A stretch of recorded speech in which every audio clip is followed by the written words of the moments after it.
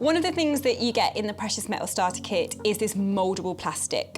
So the idea behind this is that you can take an object and you can make a mould from that object. You can then put your precious metal clay in it, wait for it to dry, and then fire it. So it's a really easy way to make really unique items. I've just put the red one in a bowl of hot water. So obviously be really careful when you're using hot water, and be careful because essentially what you want to do is you want the plastic to become hot, because when it becomes hot, it becomes really pliable and you're able to wrap that pliable plastic around your object. I have chosen this little plastic shell. The reason why I've chosen this one is because I'm going to be able to wrap the plastic around it quite easily. It's got a little bit of detail, but it also means that I can get some really interesting shapes from this.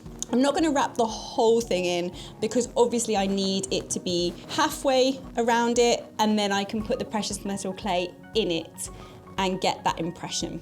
There we go. So you can see it's really squishy, and I'm going to push in. So this will actually harden really quickly, so you do have to be quite quick when you're using it. I've put the shell in, I've pushed it down, and it has made an impression. What you can do now is you can put your precious metal clay into this mould.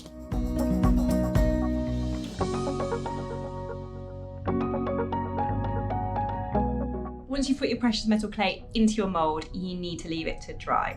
This is a mould that I made using exactly the same shape. I put the precious metal clay into it, allowed it to dry for 24 hours, and then once I've taken it out, you can just remove any of the little bits around the edges that you don't want, and you can really gently file the back of it.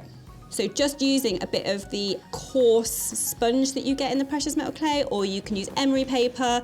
You can use the little needle files as well. This is the original plastic seashell, and this is what we've made with the precious metal clay. I've literally taken it out, filed the edges just a little bit, and then sanded the back. So we need to fire this.